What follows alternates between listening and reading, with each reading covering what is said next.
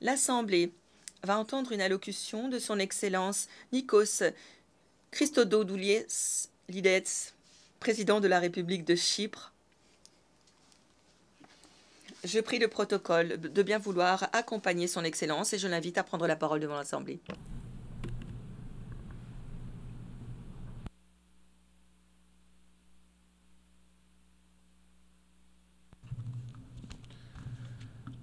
Madame la Présidente, Excellences, Mesdames et Messieurs, à l'entame de mon propos, permettez-moi de féliciter son Excellence, l'ambassadeur Philémon Yang, à l'occasion de son élection à la présidence de la 79e session de l'Assemblée générale. Soyez assuré, Monsieur le Président, de tout l'appui de Chypre à votre mission. Excellences, l'année dernière, je suis pour la première fois en toute humilité venu à cette tribune. Ce que j'ai dit à l'époque, c'est que la charte de l'ONU n'était pas une réalité, c'était une promesse. Un engagement sacré que nous avons hérité de nos prédécesseurs. Nous l'avons hérité de ceux qui ont eu le courage remarquable, la prescience de coucher les mots sur le papier, de coucher la vision pour l'action et de déclarer solennellement « plus jamais ça ». Ces immenses visionnaires qui ont eu l'audace d'édifier la paix sur le cendre encore fumant de la guerre, ont assumé une immense responsabilité, dépasser les horreurs du passé, apprendre de l'histoire, aussi douloureuse puis-elle être, et de poser les bases d'un monde reposant sur la paix et la stabilité, le respect du droit international, la souveraineté et l'intégrité territoriale des États. Un monde qui ne laisse personne de côté, qui assure la prospérité et la dignité humaine pour tous. Cette promesse, torche radieuse allumée à ces braises, nous a été transmise. Leur voix résonne encore dans les couloirs de ce bâtiment qui est une lueur d'espoir, un symbole de la seule voie vers la mise en œuvre de la Charte des Nations Unies, dans laquelle chaque État, chacun d'entre nous, se sont engagés à défendre cette charte, à défendre le multilatéralisme, le respect du droit international, la diplomatie, le règlement pacifique des différends, la coopération plutôt que le recours à la force et à l'agression, et déposer les armes. Un ordre mondial qui n'apaise pas l'agresseur, qui a violé la licéité internationale. Mesdames et messieurs, quelques semaines seulement après l'Assemblée générale de l'année dernière, le 7 octobre, le monde a été ébranlé par la terrible brutalité inimaginable de cette attaque terroriste contre des civils innocents. Personne n'a été épargné par cette terreur aveugle et cruelle. En ce vendredi matin, des femmes ont été violées, des enfants ont été tués, enlevés. Les personnes âgées ont été témoins de la destruction de leurs êtres proches. Leur avenir est dû à néant devant leurs yeux mêmes. Leurs cris ont hanté leur cœur, changeant à jamais leur vie et hantant la conscience de l'humanité.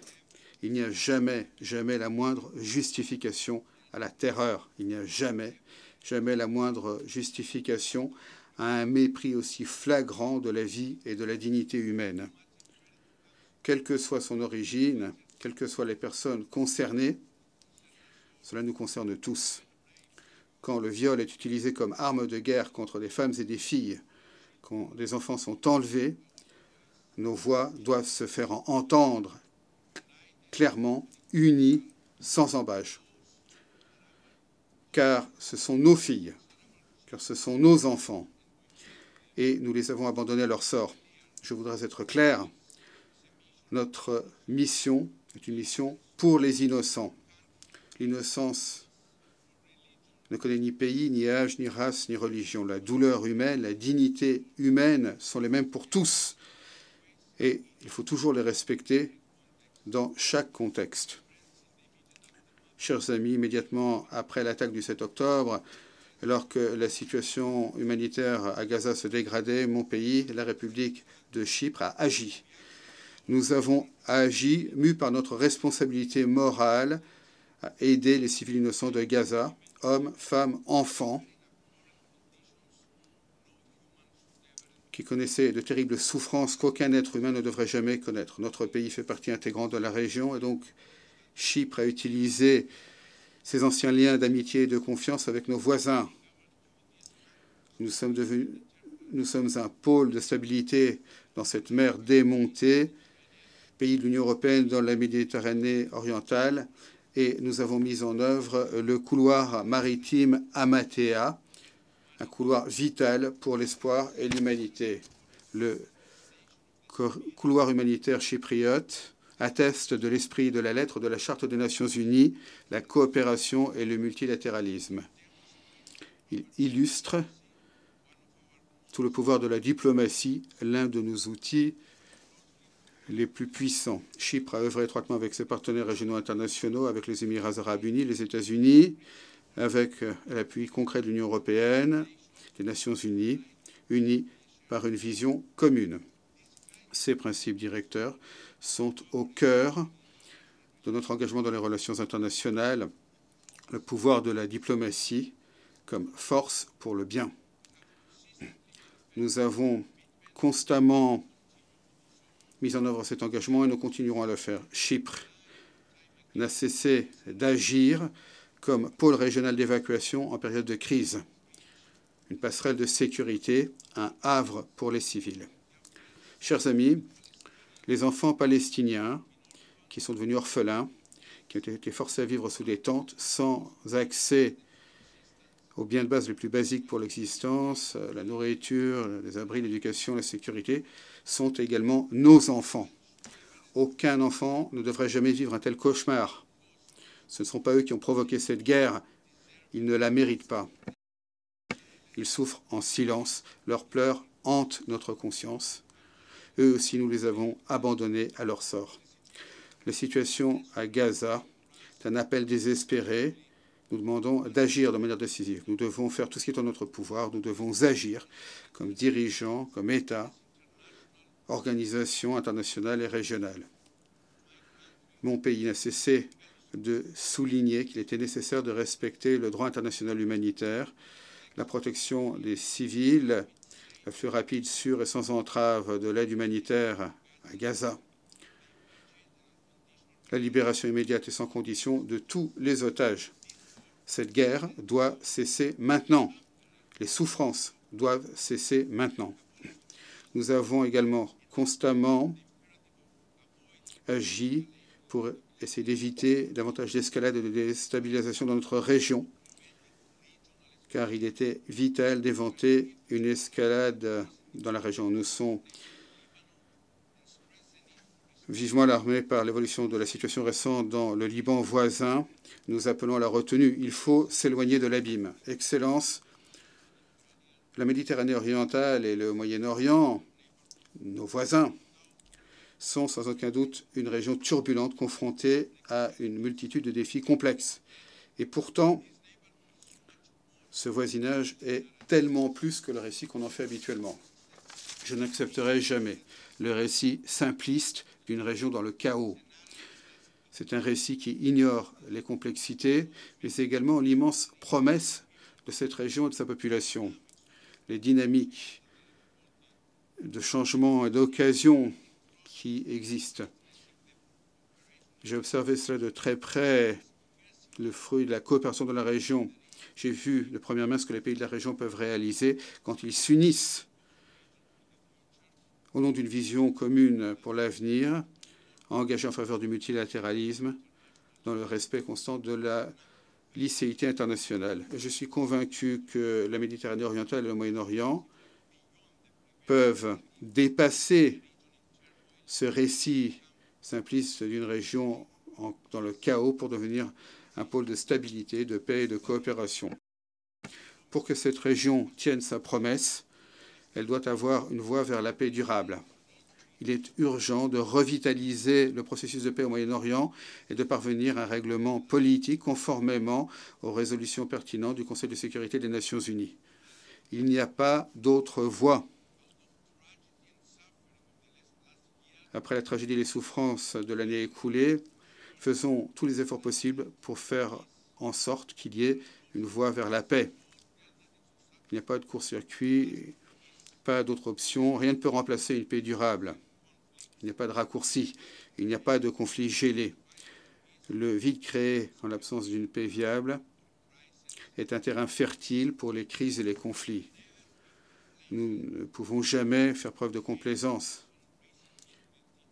Voilà la dure leçon que l'histoire récente ne cesse de nous enseigner. L'invasion par la Russie de l'Ukraine, une nation souveraine, nous a à nouveau rappelé ce qui est en jeu si nous ne défendons pas, si nous ne faisons pas respecter les principes consacrés dans la Charte des Nations Unies. Chypre condamne, dans les termes les plus fermes, toute violation de la paix internationale, de la sécurité internationale menée à bien par l'action militaire, par quelque État que ce soit, contre l'indépendance, la souveraineté et l'intégrité territoriale d'un autre État. Mon pays, depuis le premier jour de l'invasion russe, s'est tenu sans ambages du bon côté de l'histoire. Chypre, mon pays, a lui-même été victime d'une invasion et d'une occupation qui se poursuit, et nous avons fermement appuyé l'unité, l'intégrité territoriale et la souveraineté de l'Ukraine. Madame la Présidente, Excellences, la torche de la paix à Chypre doit toujours être allumée. Cette année, le 20 juin, nous avons commémoré le 50e anniversaire de l'invasion turque de Chypre. Par la force, la Turquie occupe un État européen souverain.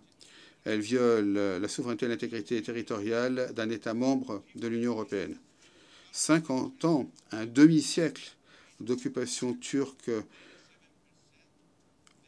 sans interruption de quelque 37% du territoire de la République de Chypre, de violation constante de la Charte des Nations Unies, du droit international, y compris du droit international humanitaire et du droit international des droits de l'homme.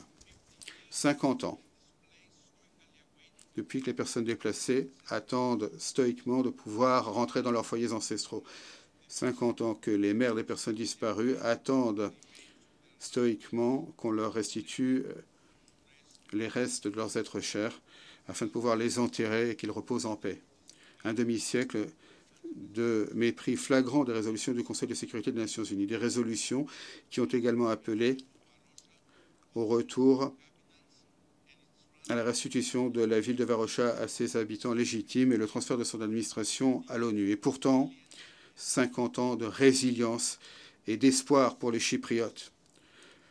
L'espoir de la paix, un désir ardent, une conviction de mon peuple, de tous les Chypriotes, que voilà qui ne saurait être l'avenir de Chypre, ce ne saurait être l'avenir de nos enfants et des générations à venir.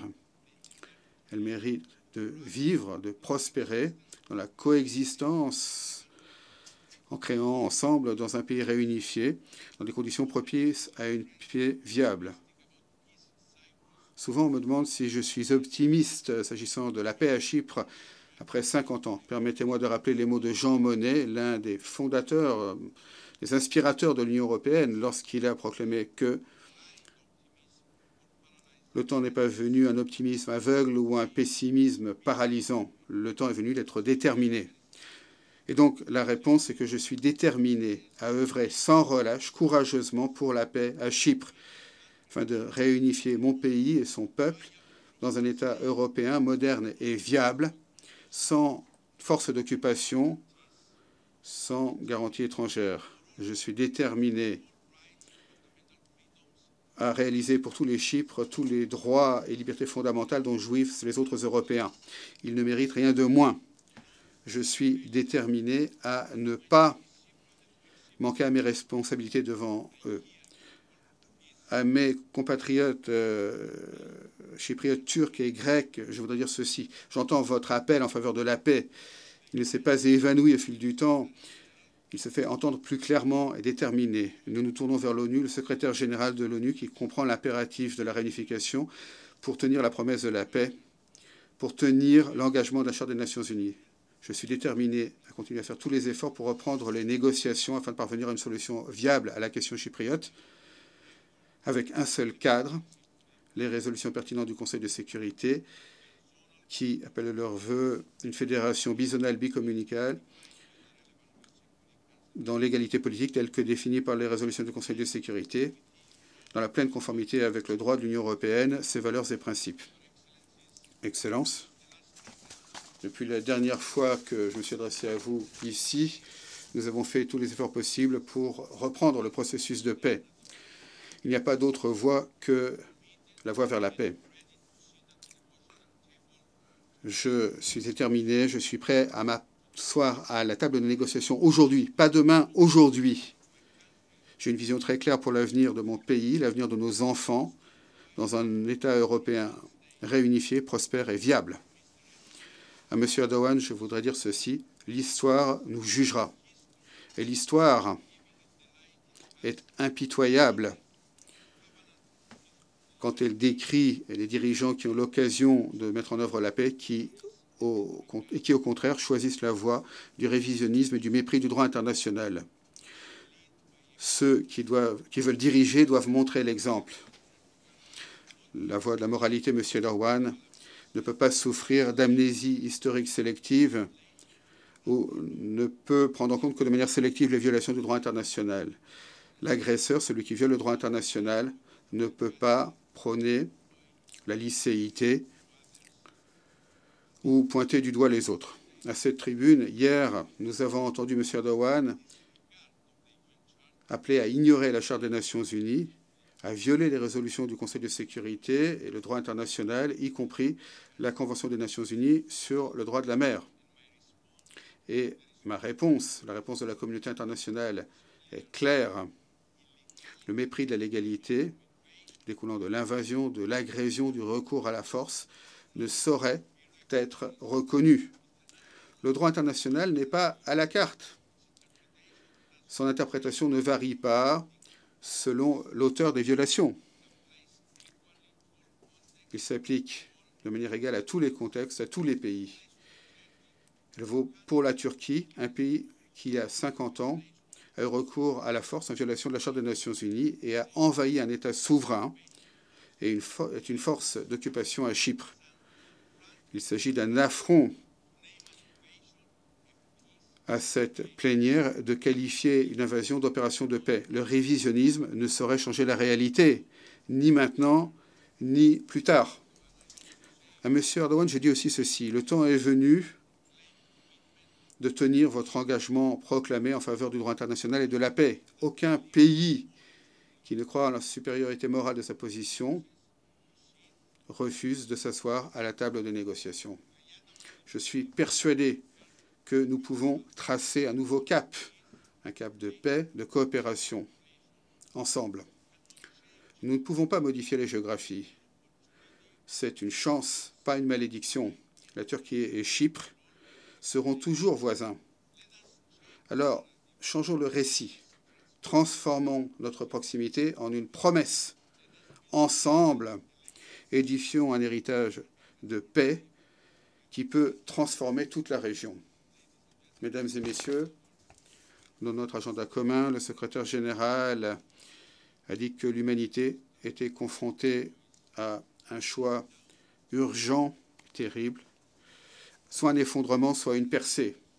Je me félicite du nouvel agenda pour la paix du secrétaire général. J'appuie les efforts multilatéraux visant à la paix et à la sécurité.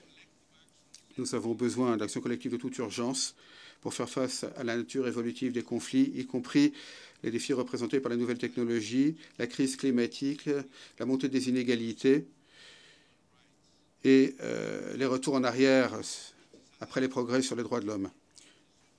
À mi-parcours, il est alarmant que notre monde ne soit pas en bonne voie pour réaliser le programme à l'horizon 2030 de développement durable. Malgré certaines lueurs d'espoir, il nous faut de l'action, des solutions transformatives, des réformes globales, de toute urgence. Les agendas, les programmes, les résolutions existent. Nous n'avons pas besoin de davantage de mots. Nous avons besoin d'action. Les droits humains représentent la colonne vertébrale du système multilatéral. C'est une priorité essentielle pour la politique étrangère de Chypre. Mû par notre vieil engagement à promouvoir, protéger et mettre en œuvre tous les droits humains, et également visant à promouvoir, renforcer les droits humains internationaux au sein des Nations Unies.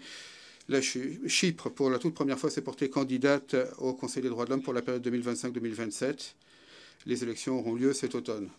Notre candidature découle de notre ferme attachement à la protection, la promotion et la mise en œuvre des droits humains fondamentaux pour tous, également notre volonté de promouvoir et renforcer les droits humains internationaux au sein du système des Nations Unies. Mesdames et messieurs, le monde est à un tournant. Nos enfants, les générations futures, nous regardent et ils nous demanderont des comptes. Les décisions que nous prenons aujourd'hui, le courage et la vision que nous transformons en action peuvent potentiellement modifier la trajectoire du monde. Nous avons l'occasion de nous unir et, grâce au multilatéralisme, en défendant la primauté de la Charte des Nations Unies, nous pouvons construire un monde plus sûr, avec davantage de sécurité.